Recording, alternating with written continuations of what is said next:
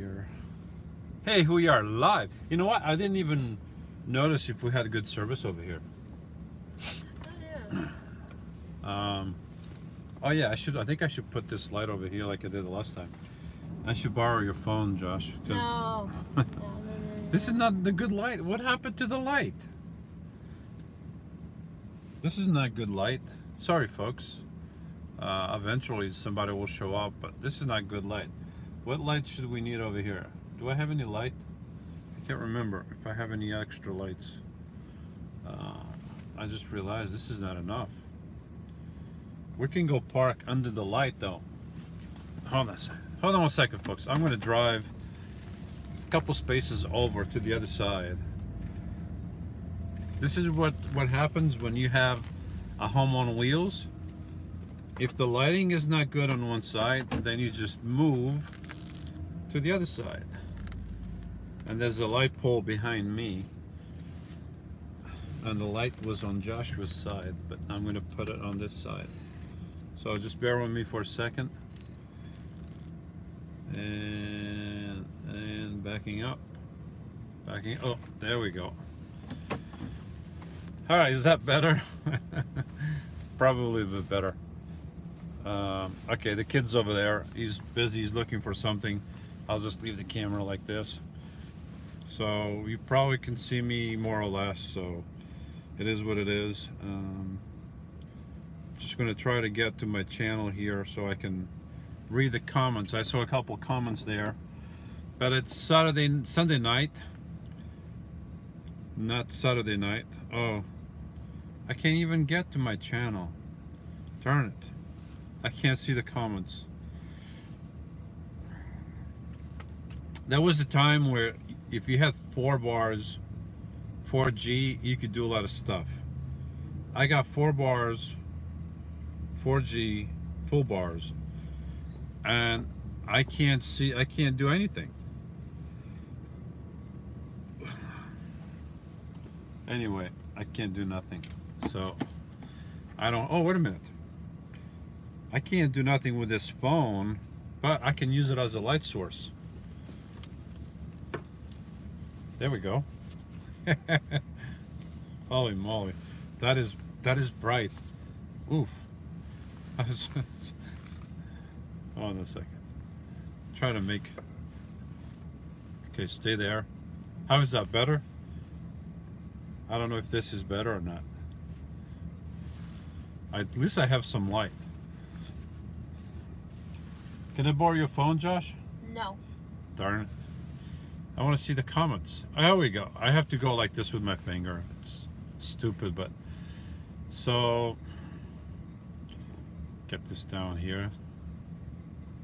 This looks like a harsh light, isn't it? Okay, if I do this, point it at the ceiling, or I can point it behind me. I can do this.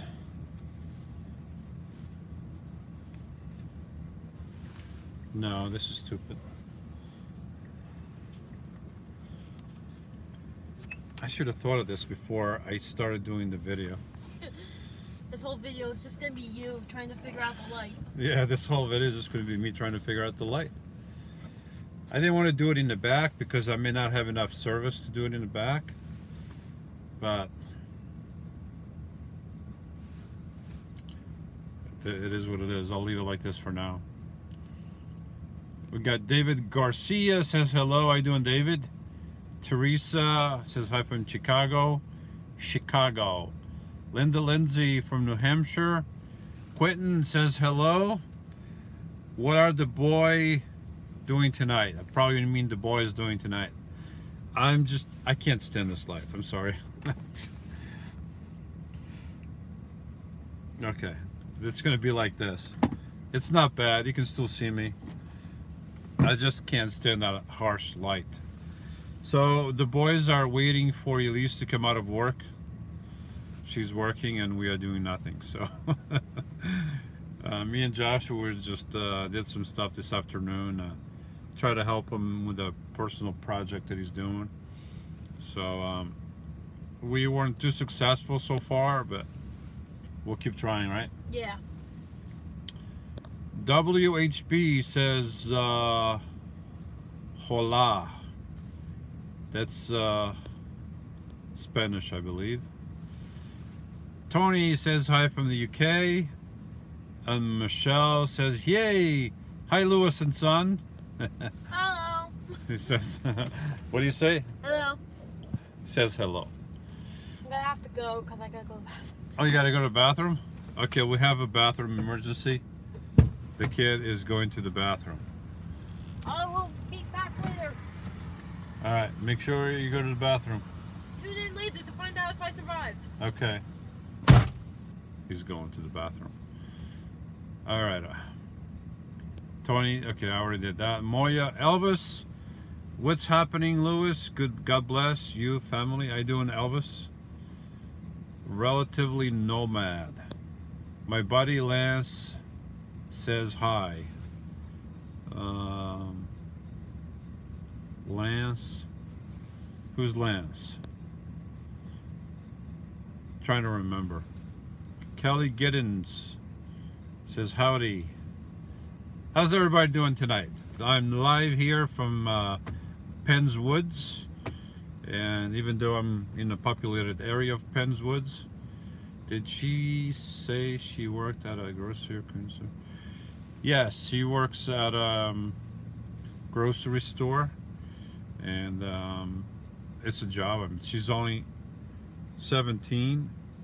She's still in high school, so she's been there for a year. So she was 16 when she started, and it's a great experience. You know, that's why they have jobs that don't pay a lot. You know, a lot of people are complaining that for places like McDonald's, Burger King, they want to make a lot of money. People want to be there flipping burgers.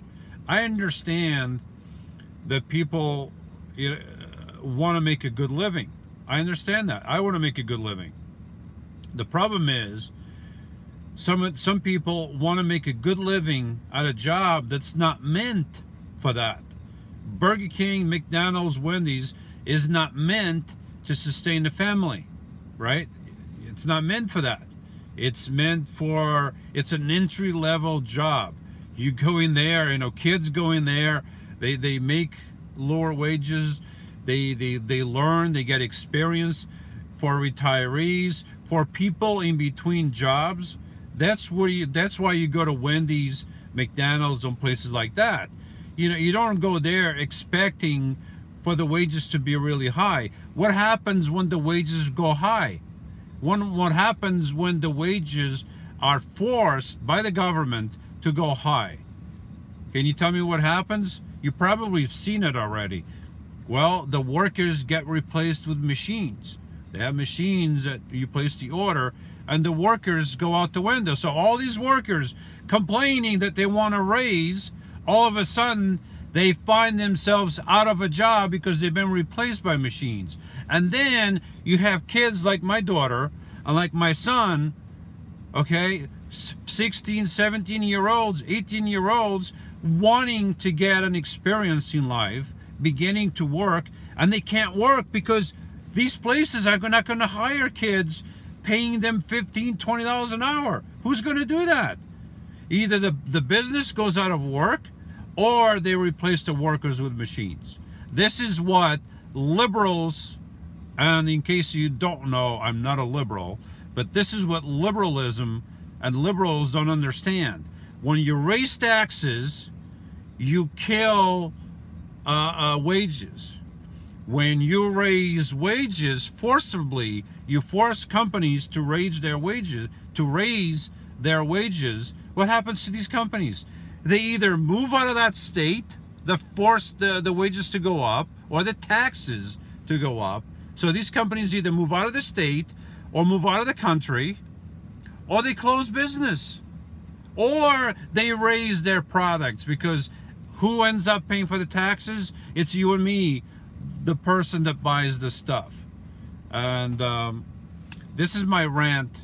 This is like my first rant for right now. So this is what I mean. If people don't understand that, you know, liberals think they can make more money that the government makes more money by raising taxes. Keep raising taxes. You don't, the government has actually been proven that the government makes more money, more revenue when the taxes are lower. Because when personal taxes are lower, corporate taxes are lower, then if my taxes are lower and I make more money, guess what? I have more money now to spend. If corporate taxes are lowered, guess what? Now the companies have more money to spend. And companies are not afraid to invest that money in the United States instead of taking that money abroad. Because when the taxes are higher and everything is higher, companies take the money and then they hide it somewhere else. They don't bring it back to the United States. They hide it somewhere else.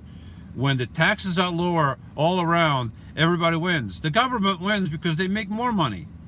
You know, but certain groups of people think that they can spend whatever money we make because they don't care if it's our money. They think that they can do with our money better than we can do ourselves. And that's liberalism thinking, you know, that, oh, you have money, let me take the money that you earned with your hard work, let me take that money and let me give it to somebody else who didn't do anything, who's just sat on their butts all day long, don't do nothing. But poor people, you have a car, you have a house, you have a van. These people have nothing. We got to take the money that you make and give it to these people so they can have a house, a car, phones. You know, we have to do that. And that's liberalism. That's socialism and communism. Okay? And this is not a, I'm going off here. This is not a political, but I'm just going off. I have to keep going here. So that's socialism. Redistribution of wealth. Okay, in the end, people are not better off. In the end, it's not an equal share of wealth. In the end, it's an equal share of misery.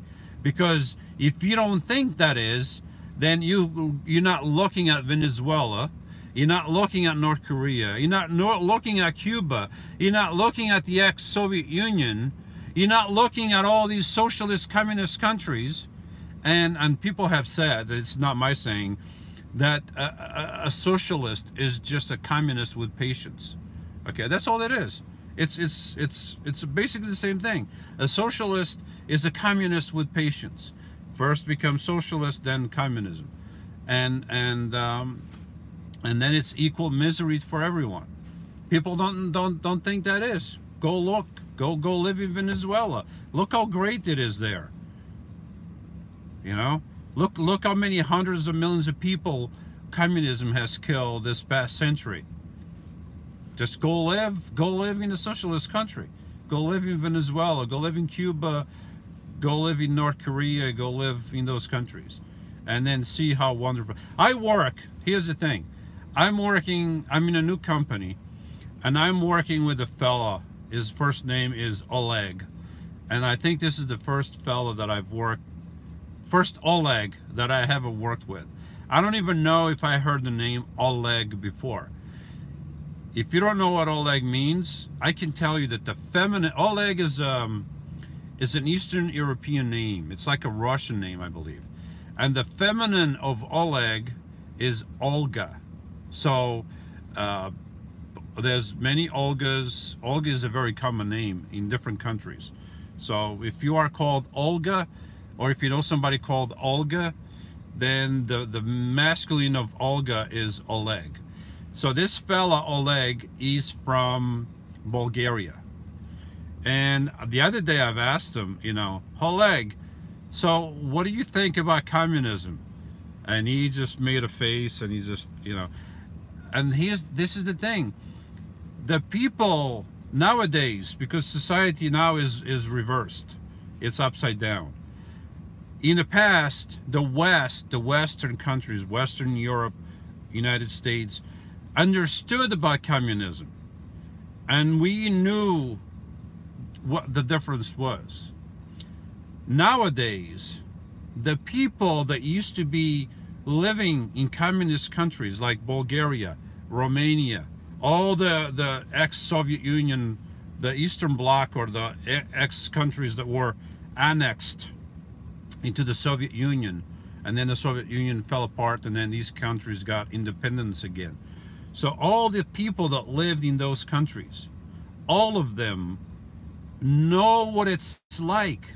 You know, and if you are a certain age, you still remember, because it wasn't that long ago, you still remember what it was like to live under the Soviet Union, under communism. And these people still know, and these people from these countries, they're the most fervent anti-communist people on the planet. Guess who is all in favor of socialism and communism? The people, these young morons living in Western societies like the United States and Western Europe, and they're all in favor of, you know, all these kids, oh, communism is a great thing, because they never lived under communism. They think it's great, you know. They're all tweeting about communism, how great communism is, and they're doing it like sitting at a Starbucks or a Panera Bread, using an iPhone, all things created by capitalism, by a free society. Yet they're all tweeting how great communism is, and under communism, Apple wouldn't exist, Starbucks wouldn't exist, Panera Bread wouldn't exist, computers as we know them today wouldn't exist. All these things, Twitter, Facebook, YouTube, none of that stuff would exist. Yet all these young punks are all tweeting, you know, and older folks too, they're all tweeting and Facebooking and YouTubing about how communism is so great, but yet they never lived under communism. And they're doing it with devices created by a free society, not a closed society like Cuba. What great things came out of Cuba? Tell me the great devices, technological advances that came out of Cuba. Tell me the great technological advances that has come out of Venezuela. Tell me the great technological advances that has come out of North Korea. I'm not in line to buy an iPhone or a special phone that came out of North Korea. I'm not in line to buy something that came out of Venezuela. I buy an iPhone because I think it's a great product, even though it's created by people that probably would love for socialism and communism to be implemented. But I love the product.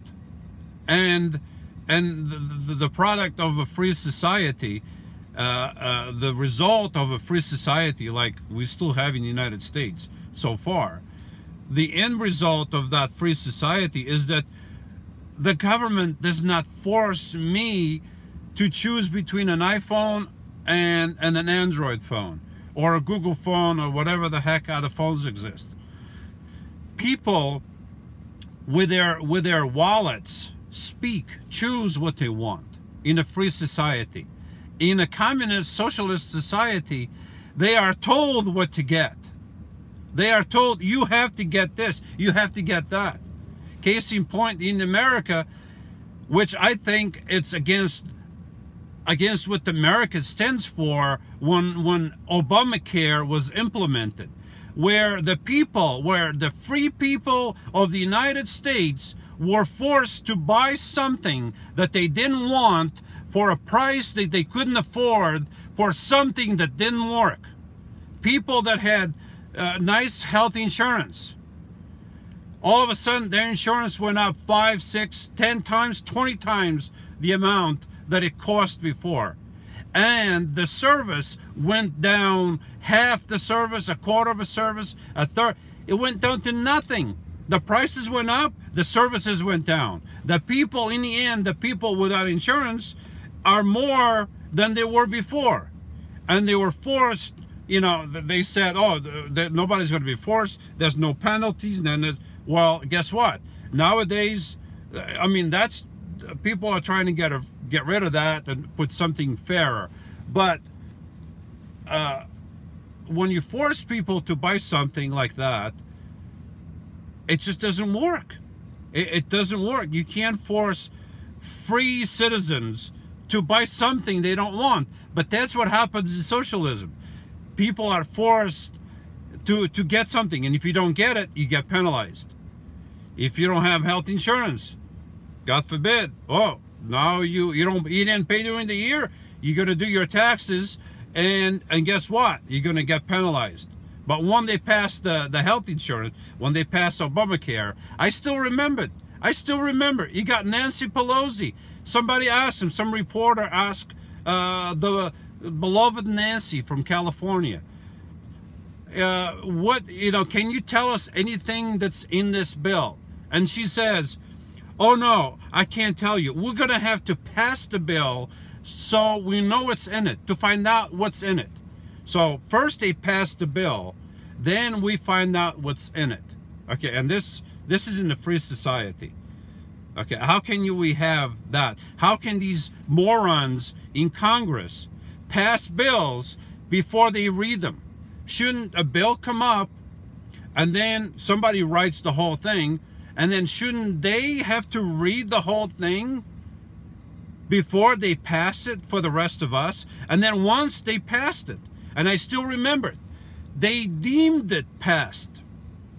They didn't even officially pass Obamacare. They deemed it passed. Like they pretended that it passed. Let's all make believe that Obamacare has passed. Okay, we don't have to vote on it. Let's deem it passed. And then we're going to find out what's in it. Okay, how does that work? And then these people who voted to deem it passed and to pass Obamacare, they exempted themselves from said Obamacare. They had their own excellent health care. Now, if these people in Congress, if they pass a law for the rest of us, okay, whatever law, whatever crap they pass for the rest of us, then they should live by the same law, by the same rules. If they passed Obamacare for us, if it's good enough for the rest of the country, then it's good enough for them. See, that's the problem. I'm not saying I love Trump. Okay, I had a choice between somebody that was going to destroy the country more than Obama did, and I had the choice between Trump. I leave you to think or to choose, to make up your own ideas of who I voted for. Those are the only choices I had. I didn't have another choice. But when you have people like this going to Washington and just going there for themselves and being there for years and years and years, decade after decade after decade, messing up the country, Trump is the end result. You may not like Trump. I don't necessarily like everything Trump says or does, but the option would have been much worse. And the reason he's there is because America got fed up with career politicians. America got fed up with career politicians. We want no part of it. That's why he's in there. And these morons, these Democratic morons, these Democrats, they don't understand. They keep hammering and hammering. They think it's Trump. It's not Trump. It's the rest of us. When you call the people that vote for Trump deplorables, guess what?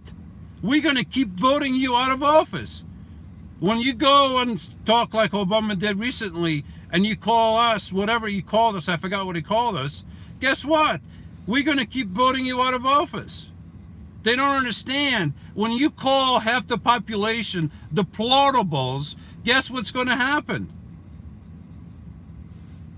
That's what happened. That's why Trump is there. He's not there because the majority of the people liked him. He's there because the choices, there was two choices. And the other one was terrible. The other one is a liar, is a proven liar. The other one is deplorable. She's the one that's deplorable. She's the one, between her and Obama, who left people to die in Benghazi. They came out and they said, oh no, this is because of video. There was no video. They left them there to die. They said, I remember they came out on the news, on TV, and they said, oh, there was no time. We didn't have time to go rescue them. How do you know how much time you have? They're being attacked. How do you know how much time you have until they're dead? You don't know how much time they have. You don't know how much. A good commander-in-chief, a good president, a good secretary of state would have immediately sent help. Regardless if it's early or late or whatever, you send help. You don't sit down, cross your arms, and close your eyes. You send help. There were air bases not far from there. There were people ready to go, and they were told to stand down. These are the morons that want to go back into power. These are the morons that want to be the leaders of the free world. These are the morons who love socialism and communism. And this is a huge rant, and you don't want to get me going. And I guess I started going, and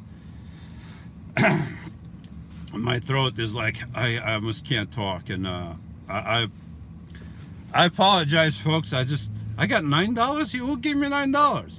I don't even know what the heck. Jay walks for fun. Jay walks for fun. Well, Jay walks for fun. Thank you very much. You didn't have to do that, but thank you very much. I just say it like it is. Look, if you are a liberal, if you are a Democrat, I still love you. We could be friends. I don't. You know, I have family who are communists.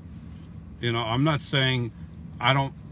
You know, I wouldn't talk to them or anything like that.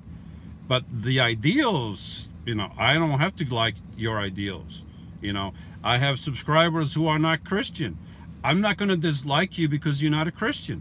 I believe you are wrong, deadly wrong, because there's deadly consequences for your beliefs, but that does not keep me from being your friend.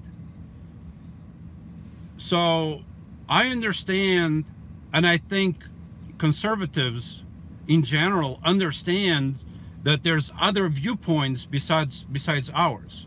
I understand that there's other viewpoints, political, religious, whatever. There's other viewpoints, and we have to get along, and we have to be civilized and talk about it. But liberals don't understand that there's other viewpoints. Liberals are all for freedom of speech, for freedom of ideas, as long as other speeches and other ideas do not contradict their own ideas and their own speeches. That's why we see in colleges nowadays, colleges run by liberal professors, colleges overrun by liberal kids with heads full of mush. They probably can't even name the first president of the United States. They probably can't even name the 50 states. Or maybe they think like Obama that there's 57 states, like Obama stated one time. These kids with heads full of mush, you know, they're all for free speech. But whenever there's a conservative or somebody that wants to come on campus, invited by the students to speak, they all shut them down. They protest and they shut them down. They don't want to allow free speeches. They don't want freedom of speech. Only they say it, they allow. They say that they're all for free speech and for freedom of ideas. But as long as those ideas align with their own ideas, the moment those ideas are different, then they want to shut you down. And that's liberalism for you. That's what liberals do.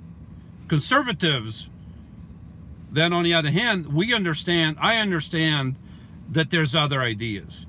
And those ideas can be discussed in a civilized manner. And we can agree to disagree in the end. I mean, I could disagree with a fellow Christian. We could disagree on many things. As long as we believe in the main tenets of the faith, we can disagree on many other things. I mean, there's a saying that there's a saying that I forgot. All of a sudden, my head, it's like full of mush, and that what I was going to say just vanished. But anyway, yeah, I mean, the world is not, it's not easy. It's not, I keep going off. Don't make me go off, because I'll just keep going.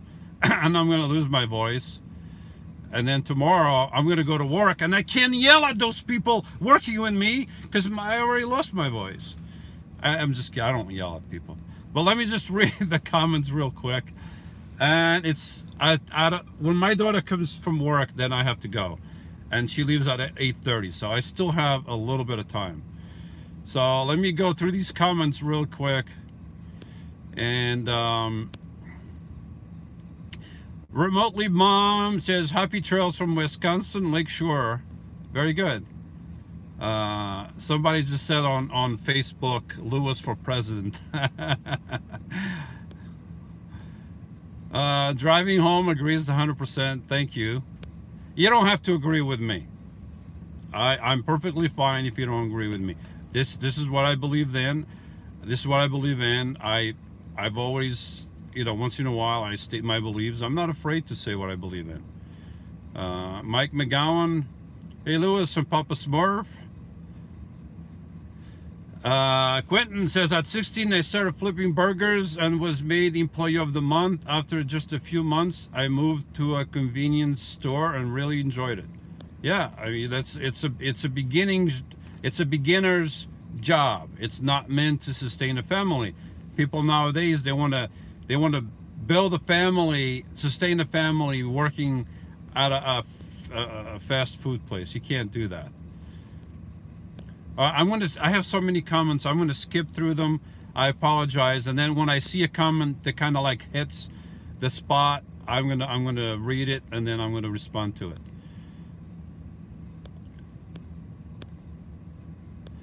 All right, I'm just going to go through it. It's just so many right now.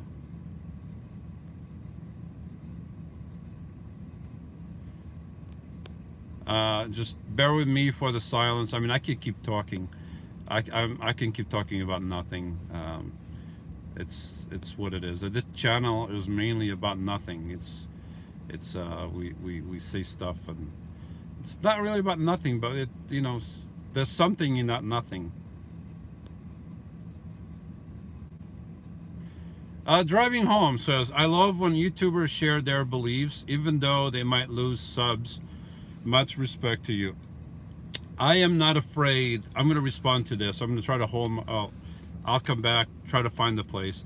I'm not afraid of, I guess my son bought something. I don't know if he had money. I'm not afraid of losing subscribers. I mean, I am what I am. If I was not afraid of losing subscribers, if I was not afraid of posting what I believe and saying what I believe, then I wouldn't have my verses, the Bible verses at the beginning and end of my videos. What'd you buy? What'd you get?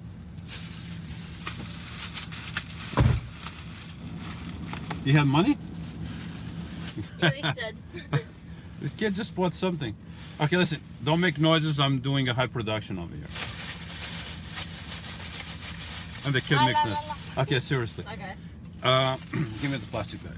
Okay, so I'm not afraid of stating my beliefs. So I've never been afraid. If people are free to subscribe, just like they are free to unsubscribe or to never subscribe. All of you that subscribe to my channel, almost 12,000. Not one of you that I forced to subscribe to my channel. Not one of you that I forced to press the play button. So anyone that watches any one of my videos does so willingly. You go there, you press the play button. If you watch something and you don't like, you click off, go watch something else. Come back another time. And that's the way it is. That's how it should be. You have the freedom of choice. I have my freedom to say what I want. So that's how it should work.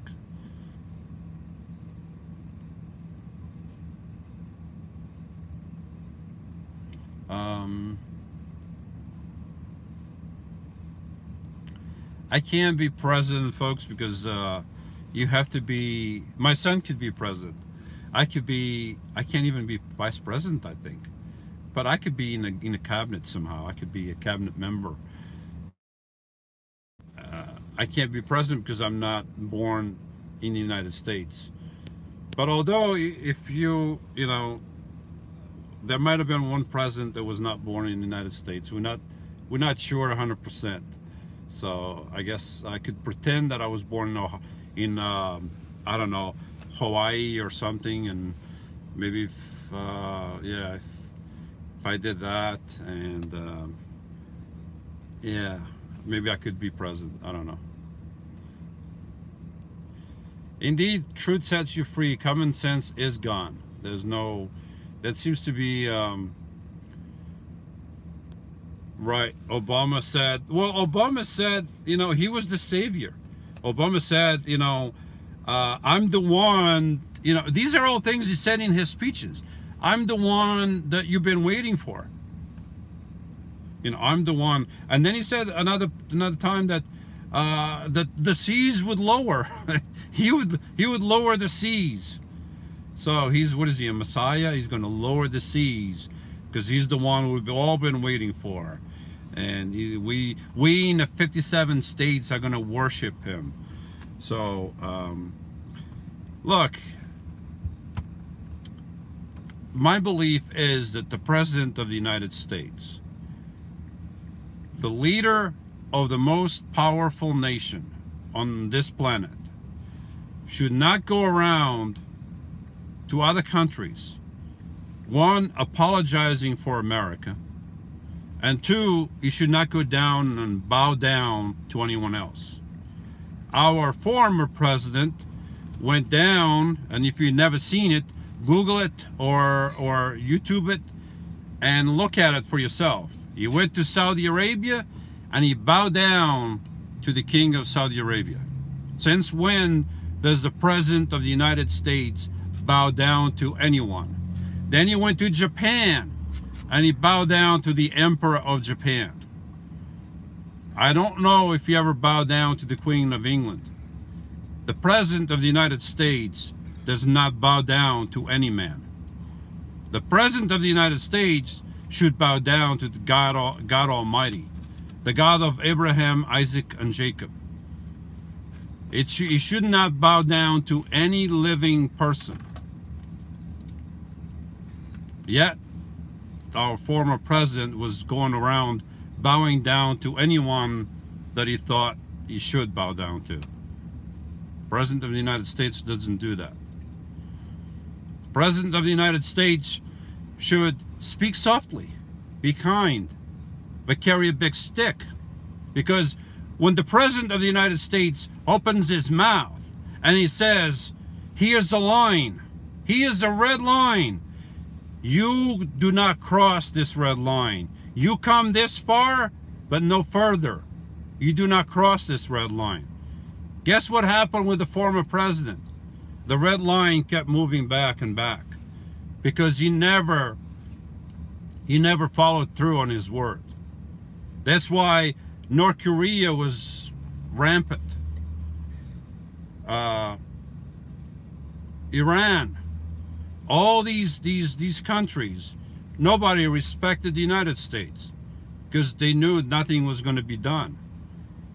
When you are the President of the United States, you say, you know, you come this far and there's consequences to pay.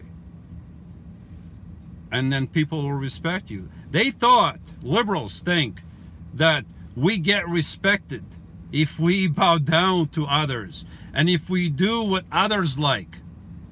But guess what? We get respected if we do what is right and if we say that we do what we're going to do, or if we do what we say we're going to do. That's how people respect us. You don't get respect when you keep moving the goal line. You get no respect like that. Because guess what? They keep going forward. They keep testing you to see how far back you're going to go. President of the United States does not do that. For many decades, and I'm sorry I have a lot of subscribers in Europe, and I love all of you, but there was an agreement that European countries pay 2% of their GDP for mutual protection. But guess what? For many decades, those said European countries were not even paying 0.5%. And guess who was footing all the bill? Us. Me, people like my daughter, the taxpayers of the United States were footing the bill for everybody else, so that other countries could have a socialistic system. All these things given to them. So many weeks of vacation, so this, so much of this, so much of that. They get all these free things, and look how wonderful our country is. Yes, but you're not paying anything for your defense. The taxpayers of this country are paying for you. We don't have weeks and weeks of vacation. You do, because we are paying for your bill. You're not doing your share of your bill. And we are paying for all of that. And then you say, oh, we have all these wonderful social programs. Yeah, you do, because you're not paying for defense. Because without the United States, you would be nothing. Without the United States, you would be speaking German or Japanese or Russian. Because twice did the United States, the people of the United States, came to the defense of Europe, and came to the defense of Africa, and came to the defense of Asia. And without the United States, you would have nothing. If we said, you know, you are on your own. Guess what? If the United States came out and said, we will not move a straw to help anybody defend themselves, you don't think Europe would be attacked and invaded by somebody more powerful?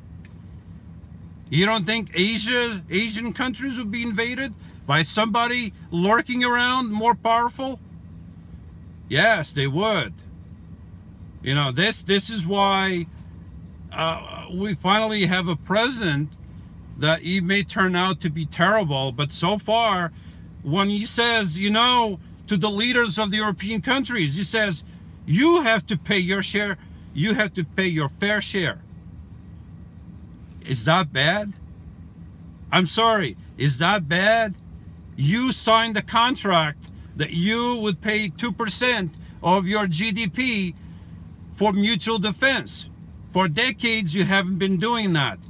We, the citizens of the United States, through our taxes, have been paying for your socialistic programs. So when finally we have a president says, pay up, pay your fair share, enough is enough. And then you have countries like the French. I'm not talking about the citizens. I'm not talking about the people of those countries. I love all of you, regardless of your nationality, regardless of your color, religion. I love everybody. But you got these leaders rolling their eyes. Oh, now we have to pay 2%. But that's what you agreed to pay. You want the people of the United States to pay for you so you can have your 3, 4, 5, 10, 15, 20 weeks of vacation time and all these social programs? We have to pay for you for that? Because that's what happens. That's what's happening. When the people of other countries don't do it, then we have to, like the United Nations. The United Nations, all these, look, I mean, you have to be blind. You have to be blind, or you have to blind yourself to look at the United Nations and to think that these United Nations are a fair group of people. I mean, there's countries in the Middle East where they're beheading people. They cut their arms off, their legs off.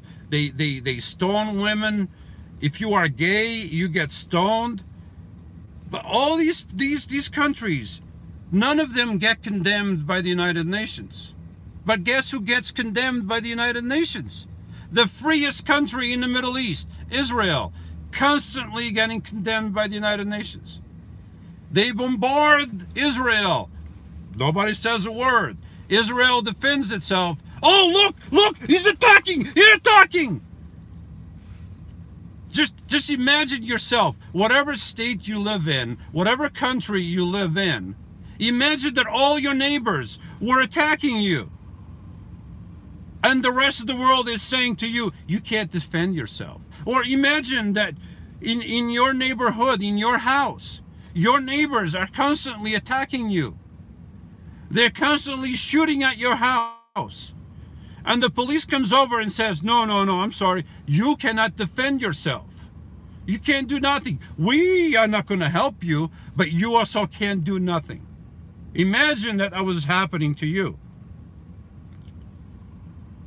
But the United Nations, in my opinion, if I was president, this is what I would do. I would tell them to get the hell out. Get out of the United States. All of you out. And then I would use that building for something else, or I would demolish that building. Because the United States, the United Nations, is a waste of space. These people, they have in their Security Council, they have countries like North Korea, dictatorships and rogue countries. They have in their, what do you call it? Councils for human rights, human rights councils. They have people, countries like North Korea, Iran, and all these other countries alike. These are the countries in the human rights council. These are the people that we have to trust that they're doing the right thing. If I was president, you know, a lot of things would change. But I can never be president. And I wouldn't want that job either. You have to do a lot of schmoozing, a lot of political talk, and I could not do that. I would be criticized all the time because I'm not a politician. Probably like Trump, he's not a politician. Whatever comes out of his mouth comes out of his mouth. So, like I said, I'm not advocating for Trump. I don't agree with everything he says, and if there was another candidate that we had besides him, I would have voted for somebody else with the right ideals. But this is what we had. But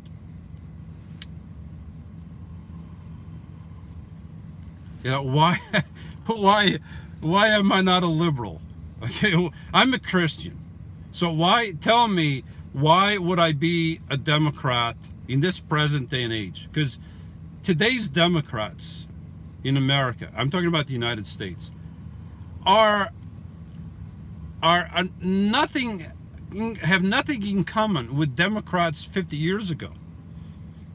Those, you know, like Kennedy was a Democrat, and he said, you know, ask not what your country can do for you, ask what you can do for your country. Today's liberals are like, ask not what you can do for your country, ask what your country can do for you, because we could take money from the people that work and we'll give it to you if you're not working. These are today's Democrats. Today's Democrats boo God out of their convention, out of their convention. A few years ago, I don't know if you remember that. I remember it. I don't remember the exact year, but you can Google it. They were having a Democratic convention. I think it was just before an election. And they booed God in their convention. And they removed God from their Democratic convention. Why, as a Christian, why would I want to associate myself with a platform that boos God out of their convention? Why? Why would I associate myself with a platform, with a party that's in favor of killing millions and millions and millions of babies? Why would I associate myself with a party like that? Why? I wouldn't, based on those three alone. I could never be a Democrat. And whatever other party that I have to vote for, if they did the same things, then I couldn't align myself with them either. You know, you could do whatever you want. One day you have to stand before God and you have to answer, why would you align yourselves with that way? Why would you do, would you make those choices?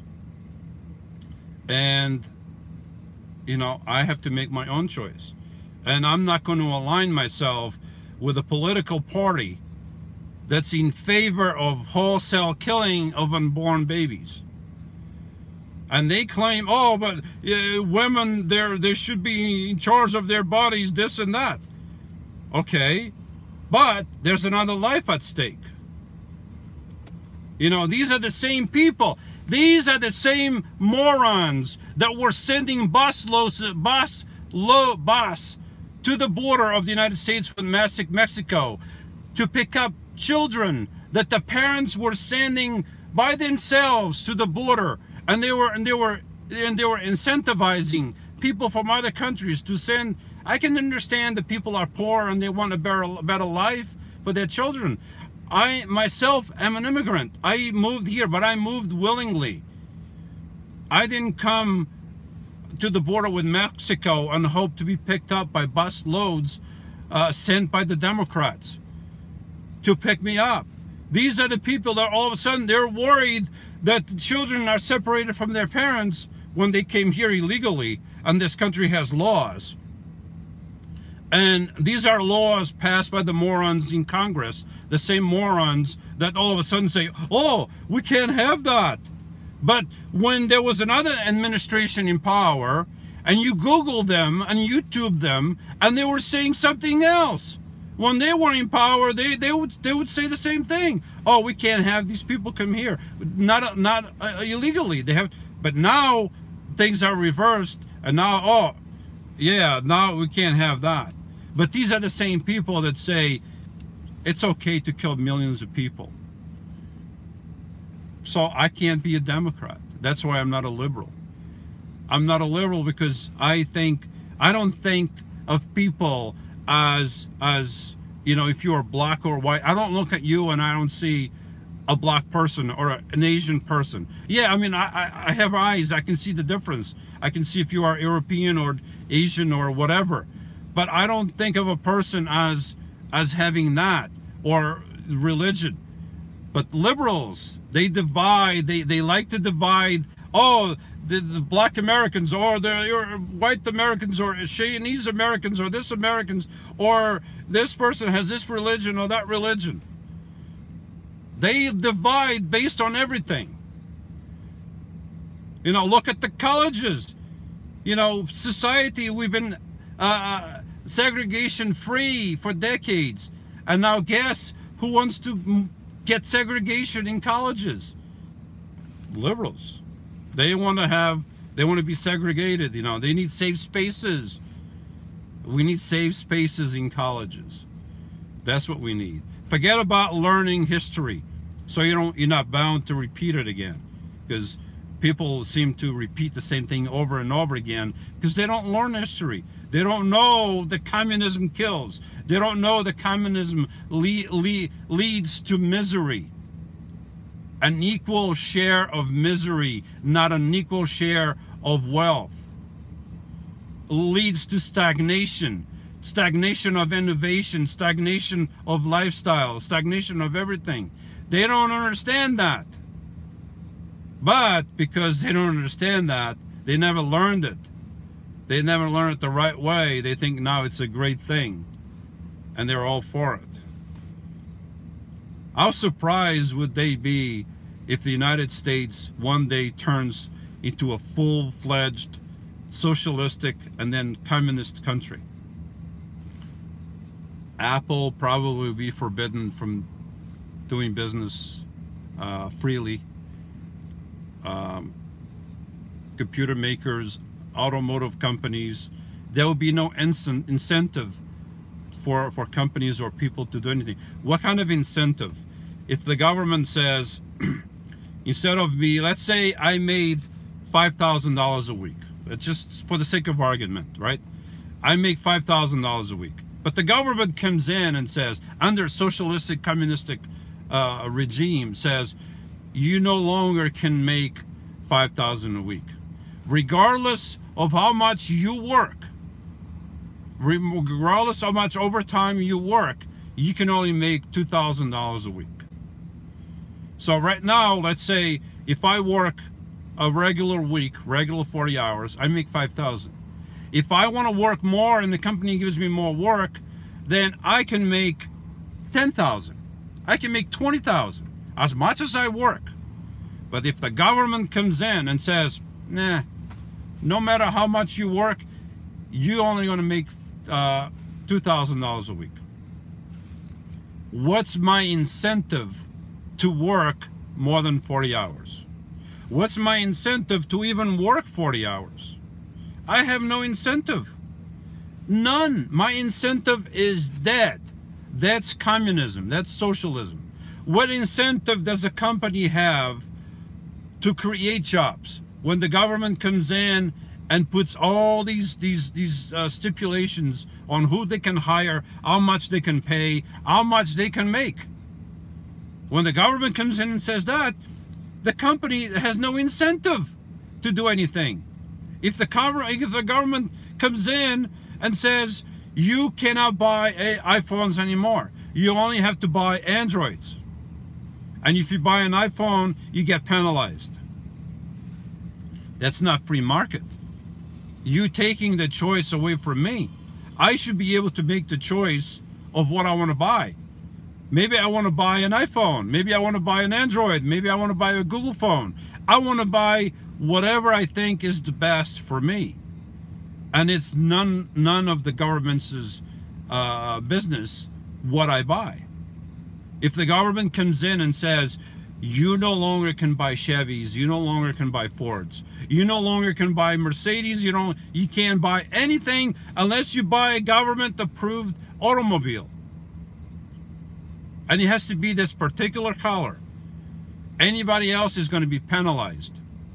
And they're going to penalize you so much that you have no choice but to buy exactly what the government says you can buy. That's socialism, that's communism. When you go to college and the professor tells you, you know, I don't like your conservative ideas. You better align with my liberal ideas or I'm going to fail you. That's not freedom. You're not teaching kids freedom. Kids used to go to college to learn different ideas, right? You would learn this and you learn that. You make up your own mind. You wouldn't have the professors, the teachers telling you that you better line up, you better believe what we tell you or else. That's not freedom.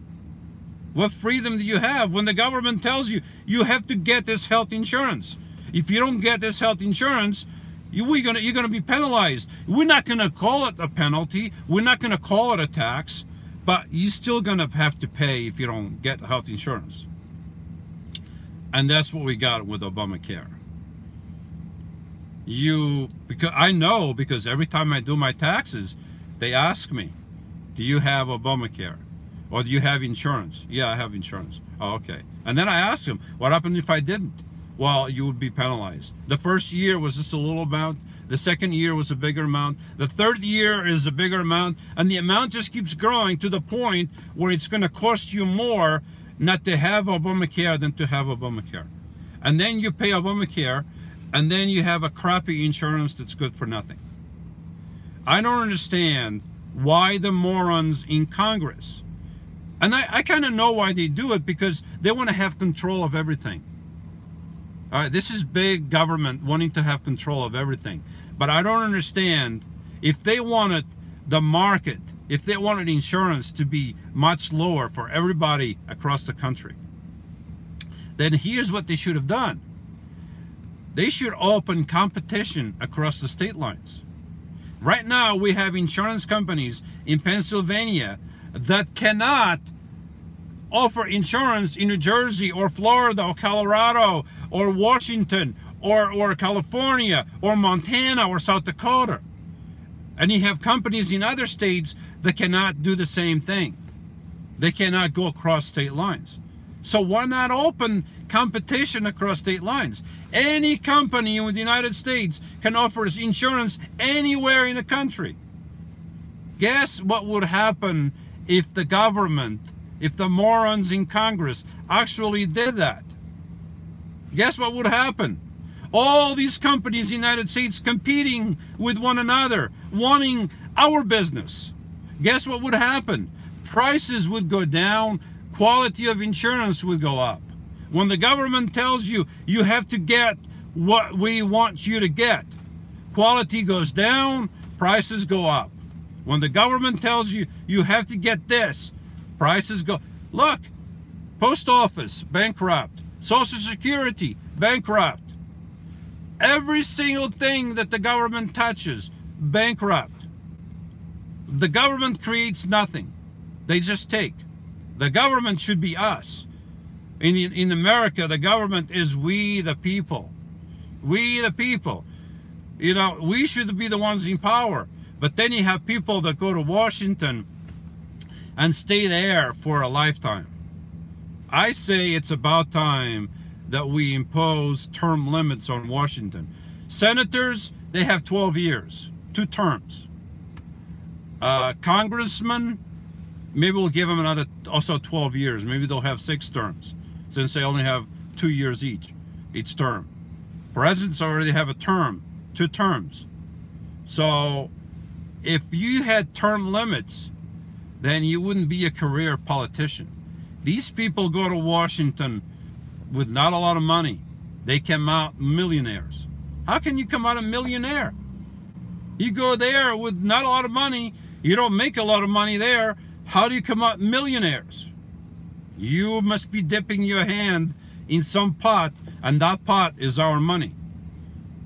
They're using our money. That's socialism.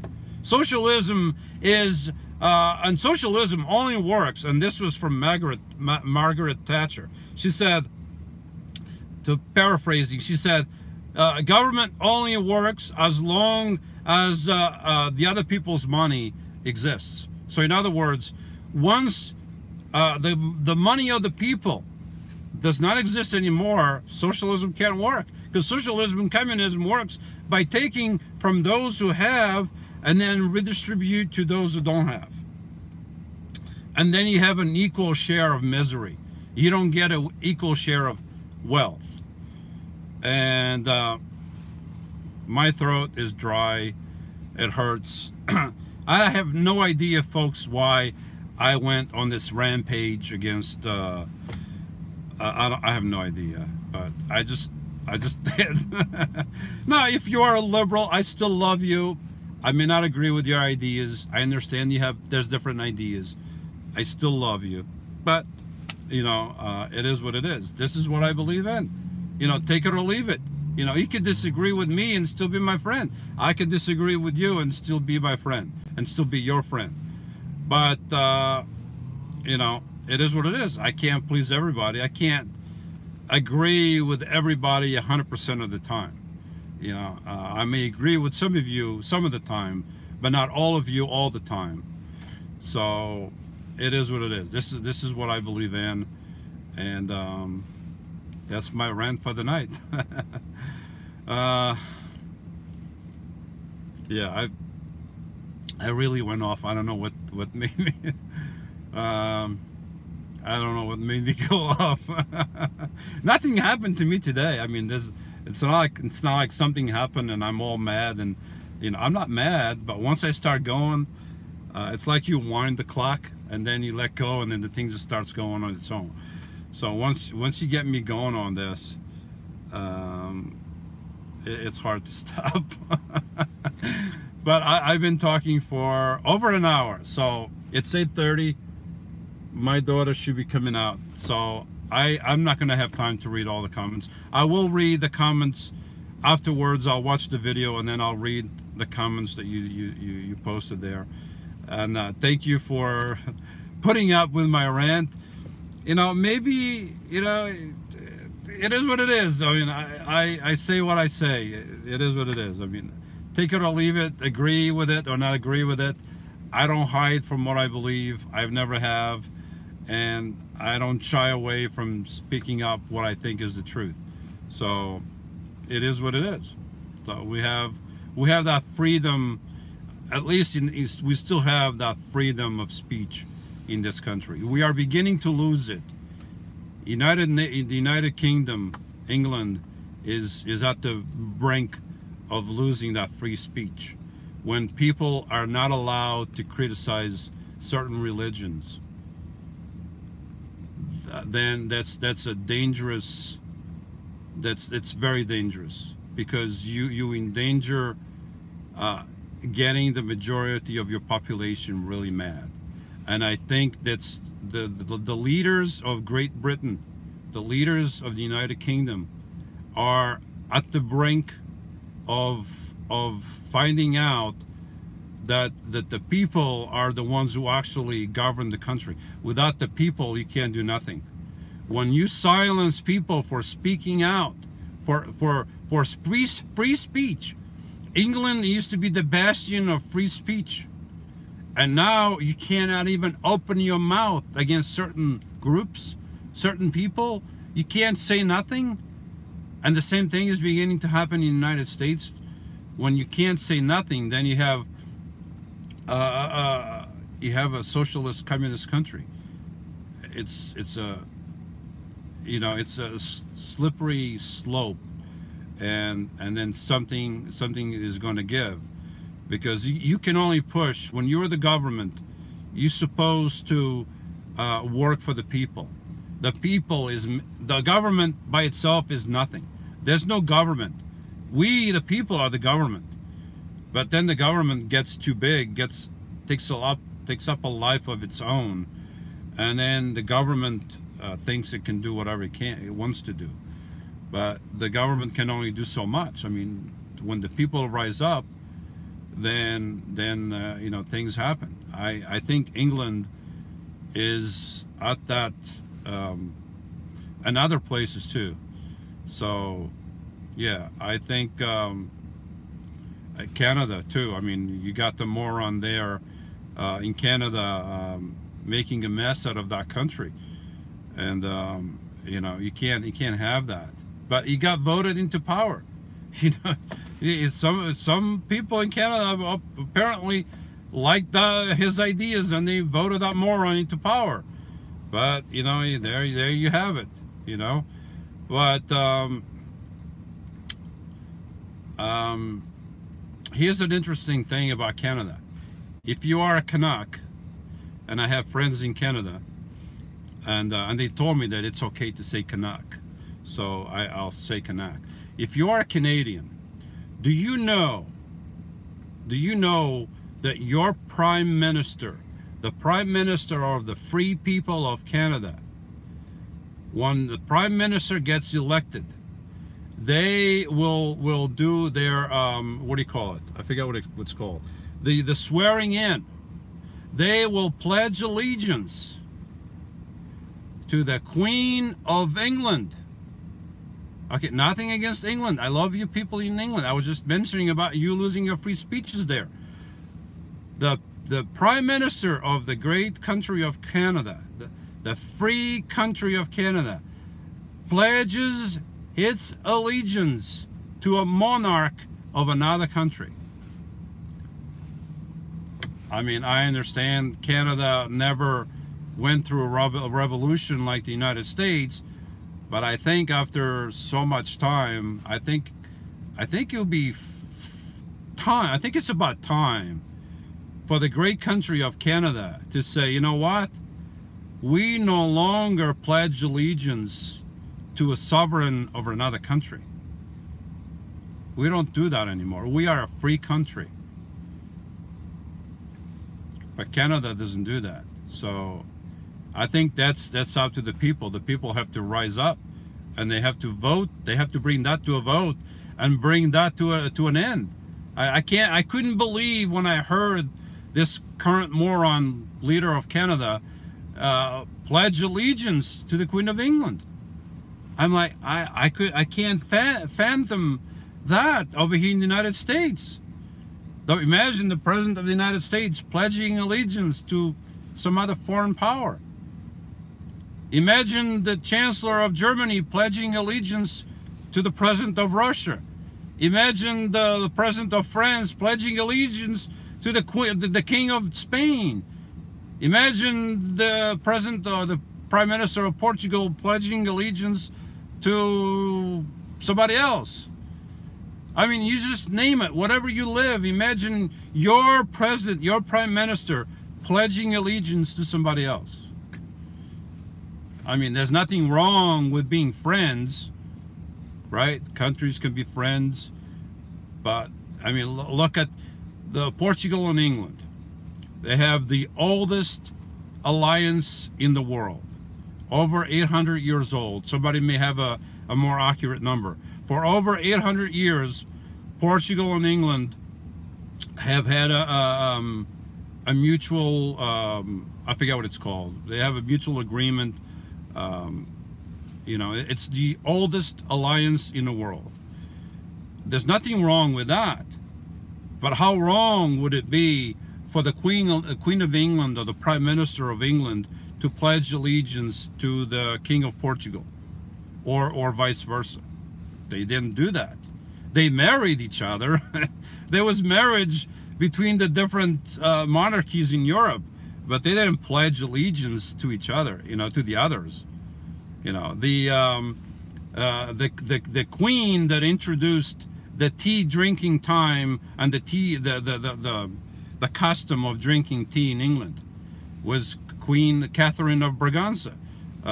She was Portuguese, married the King of England. She's the one that introduced the habit of drinking tea in England. She's the one for which the county of Queens in New York City is named after. But I couldn't fathom the King of England pledging allegiance to the King of Portugal, or vice versa. But yet we have the Prime Minister of the great country of Canada pledging allegiance to a foreign monarchy. I think it's about time that I put an end to this rant. Just like I think it's about time Canadians do away with that. You're not really free. What kind of freedom do you have? But anyway, I keep on going. I should stop now before I just keep going, and my daughter's gonna come out soon. It's already. Oh, what is she? Still working? Yeah, till now. All right, folks, I have to go to work tomorrow. So thank you very much. If you are a liberal or whatever you are, I still love you. We can still be friends. We can still dialogue. And if you're not, you know, whatever. But thank you for watching. Thank you for being here with me through all this almost an hour and a half of ranting. I never, Scott, I have the hiccups. I never expected that I was going to do an hour and a half of ranting. I thought I was going to talk for a little bit and then read the comments like I usually do, but I just started going and I can't stop. So I better stop before I can't stop. I have to go to work tomorrow. I'll still be here talking in the morning if I don't stop. So thank you for joining me. I appreciate it. And I'll read the comments, all these comments later or tomorrow whenever I have a chance. Thank you for staying with me and my son. You see his hand over here. And wherever you are, whoever you are, whatever you believe in, have a good night, a good morning, a good evening, and I will see you next time. Now it comes the awkward part of, how do I turn this off? Oh, they change. I can't turn this off. Wait a minute. Folks, I can't turn this off. Where's the button that turns this off? That red button? Is that even a button? Oh, I don't know. They changed this thing. Share? No. There used to be a, oh, it's over here. Oh, it's under the light. I couldn't see it. All right, folks. For a second there, couple seconds, I thought I was going to have to stay over here talking the whole night. But you don't have to listen to me the whole night. You dodged the bullet. You dodged the bullet, as my son says. So I'll see you next time.